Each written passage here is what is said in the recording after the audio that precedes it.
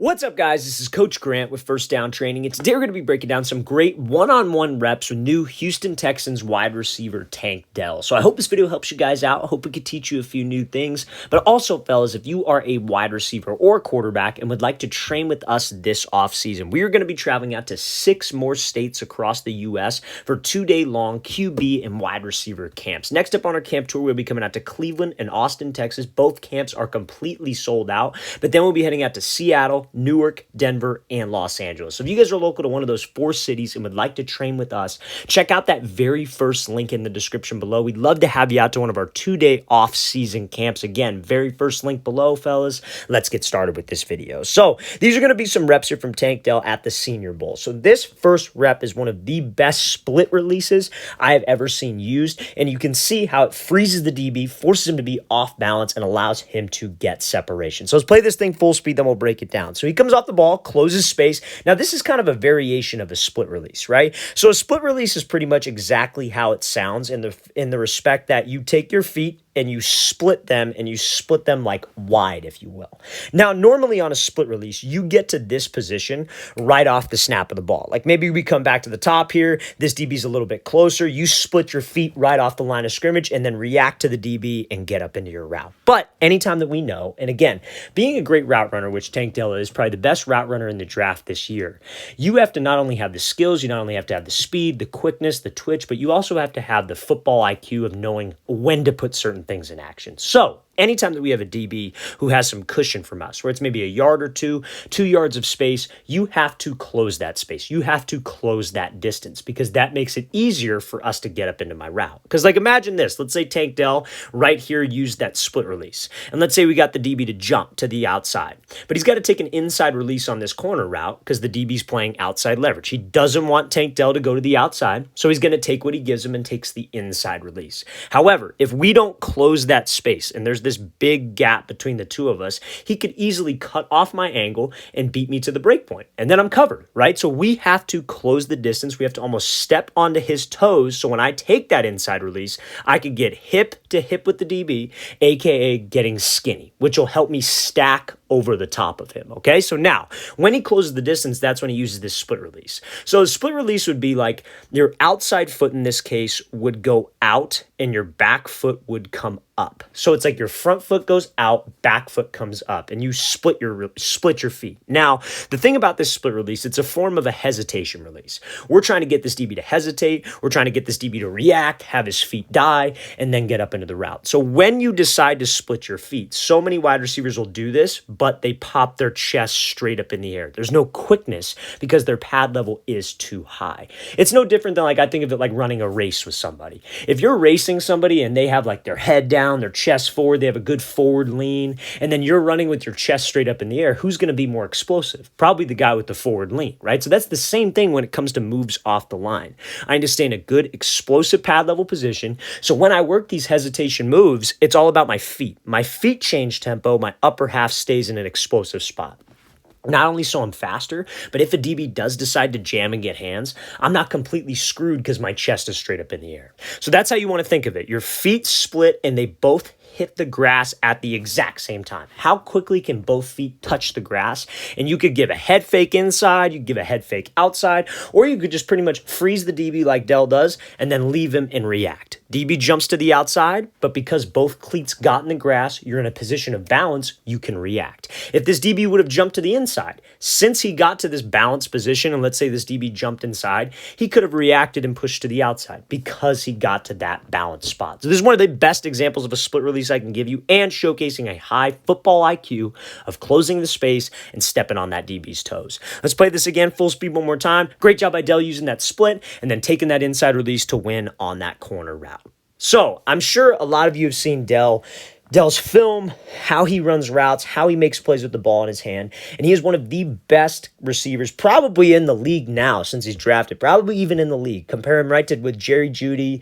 You compare him with Amari Cooper in terms of his ability. I'm not saying he's the same type of receiver as those guys, but his ability to change direction, which is next level. And that is a very, very tough thing for young wide receivers, especially high school wide receivers, to get down. So that's what we're going to showcase on this route. So he's running this like 12 back to 10 or maybe 15 back to 12-yard curl route. So let's watch how he does it. So he takes this outside release, pushes up vertical, puts the brakes on a dime. That is the definition of stopping on a dime. So how is he able to do that, and why is that important?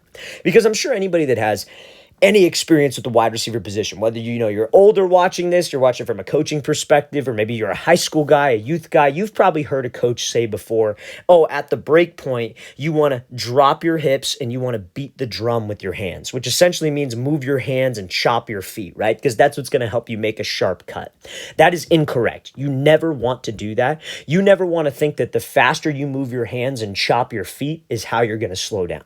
The way that you slow down, the way that you're able to decelerate on a dime is by changing levels. You have to drop your pad level.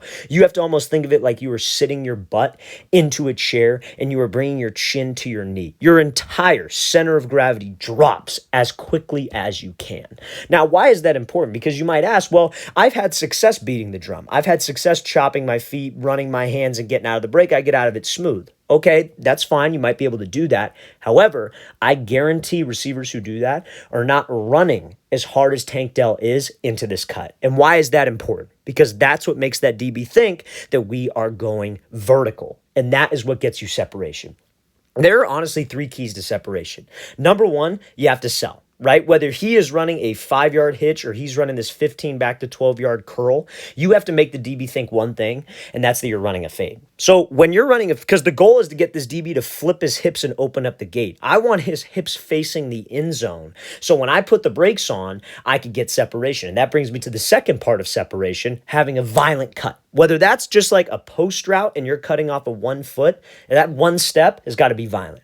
Whether that's dropping your hips on a comeback or a curl like this, it's got to be violent because that's what helps you slow down faster while still selling vertical. And then last but not least, you have to accelerate out of the break. If he was running a comeback here, he needs to run back to the ball. He needs to accelerate. And you can't accelerate fast if you are not low at the break point. And guess what? That violent drop of your hips not only slows you down, but that creates energy. It's an energetic cut, which is what will give you acceleration. So let me explain. So when Dell comes off here, he bursts up, and again, got to sell the route first. That's the first key to getting open. So we got to make sure we run fast. Nobody has ever gotten separation on the routes by running slow.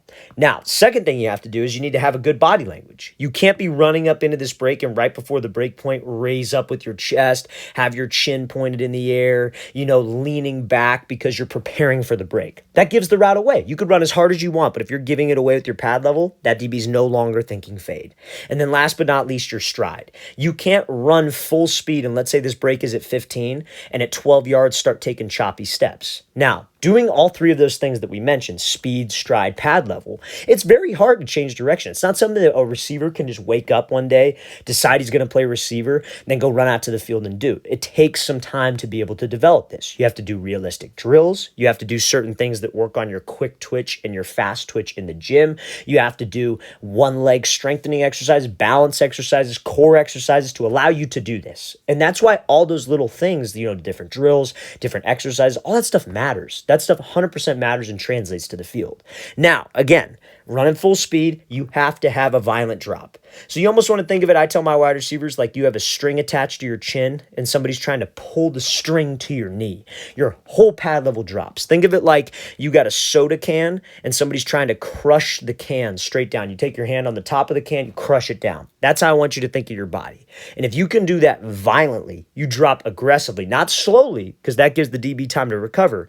You drop violently and quickly. That puts you in a position of energy to where you can accelerate back to the ball. So that slow sink of your hips, that beat of the drum, those chop of the hands, all that's going to do against a high-level DB is give him time to recover, because when his eyes are on your hips and he sees you have a slow drop of your hips, a slow chatter of your hands, all day long he's going to make that play. So if you're a career beat the drum guy or you've taught beat the drum to receivers, I would consider rethinking it. Try a different way, try a different approach and see if these wide receivers can get out of the break faster. See if yourself can get out of the break faster by having that violent drop. And I trust me on this. When you watch all NFL wide receivers, the best at changing direction, Cooper, Jerry Jeudy, Julio Jones in his prime, Devontae Adams, I promise you none of them beat the drum, chop their feet. They all change direction like this. So that's why Dell's route running is on a whole nother level. His film has all kinds of plays like this where he's got the ball in his hands getting yards after the catch. This is what they're looking for in a modern day wide receiver, fellas. They're looking for a wide receiver who can get separation and change direction like this. Okay, so now, again, we talk about, dropping your hips, breaking on a dime. Now, what about on routes where you got to cut off of 1 foot? What if you're running like a dig? What if you're running a post, a corner, an out route?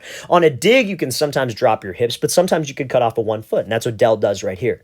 So what are the keys to that? Because that's a tricky break. You're running full speed downfield and you got to cut off of 1 foot. Like, at least when you drop your hips, you could take about 3 to 5 steps, but cutting off of 1 foot, like, a lot of people are hesitant with that type of cut. And that's why I want to show you this example from Dell here. So he takes off the ball, attacks his DB outside, takes an inside release, 1 single cut, and he's able to flatten this route out. That is an incredibly difficult route to run. So let's talk about how he does this. So on every route, like we said, whether you got to drop your hips and run a curl or whether you're just making a single cut running a post or a dig, you have to sell. That's the first key to separation. We have to make this DB believe that you're trying to just run past him. So I got to run hard, got to run full stride, got to have good body language. So leading into the break, Dell has all those things, but when he cuts off of this single foot right here, that's a very sketchy cut for a lot of people. People are nervous about making that type of cut with this kind of speed because they're worried about hurting themselves. Now, like I said, just like with the hip drop cut, I don't think somebody could just roll out of bed 30, 40 years old and go do this. They're going to probably hurt themselves. Now, I do think that you can work your way up to being able to cut off a 1 single cut like this, and that's by doing the following. So again, like we talked about the hip drop, you got to do a lot of 1-leg strengthening exercises. You have to strengthen your legs as a whole. You have to work on your quick twitch, and mechanically on your cuts, you have to have the correct foot strike. So let's talk about that, because that's something that I feel any wide receiver at any level can benefit from. When he's cutting at this kind of speed downfield, everybody's always worried about their knee. Well, I want you to pay attention to his foot strike when he cuts here. Is he reaching? Is he dragging his back toe? Is he striking the ground with his heel? No, he's keeping this cut inside of his frame. And when he strikes the ground, he is on the ball of his foot. And you know how I could tell? Because that cut is inside of his frame. There are receivers all across the country that when they make cuts, they will over-exaggerate the cut. They will reach 2 yards out in front of them. And when you reach and your foot is ahead of your chest, ahead of your waist, guess what part of the foot hits first? The heel. And when the heel hits first, your toes slap down, your leg extends, and that's where the pressure on the knee, the Achilles, and the ankle comes from. That's why everybody's so anxious about it. And everybody tries to look cool by doing the toe drag and all. You got to realize the toe drag, you know where that comes from? That comes from not having balance at the break point. And everybody says, oh, well, I drag my back foot for balance. Yeah, because you don't have any balance on the single cut leg in the first place, because you're reaching outside your frame. You physically do not need to drag. If you keep the foot inside your frame, you focus on being on the ball of your foot, you can just open up and get out of the route. You don't need to drag. You don't need this over-exaggerated cut. Why do it if we don't need it? Seriously, if you don't need the drag. I think everybody can agree that we don't need the drag of my back foot. I don't need to reach and over-exaggerate. So why do it? It's wasted motion. Now, some of you are going to try to do this without dragging, and some of you are going to try to cut on the ball of your foot, and you're going to feel extremely weak. You're going to feel like you don't have any burst. You don't have any control. You're drifting off the route. So when you do decide to do that cut, because we have good form, you can try to shoot that foot in the grass as hard as you can.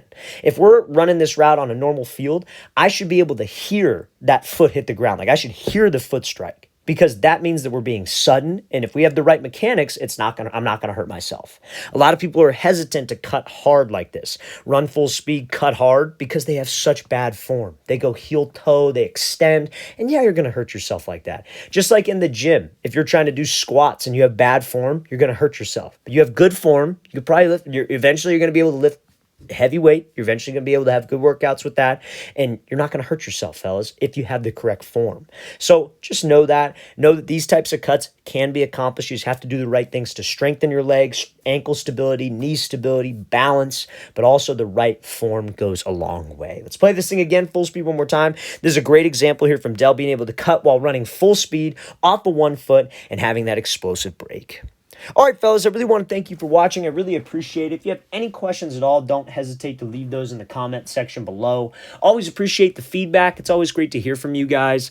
And again, fellas, we are coming out to 6 more states this offseason for 2-day-long QB and wide receiver camps. So check out that very first link in the description below. First 2 camps, or next 2 camps, I should say, are completely sold out, but our last 4 have spots remaining, but we'll probably fill up this month. So check out that very first link below if you want some more information, you guys. I'll see you next time.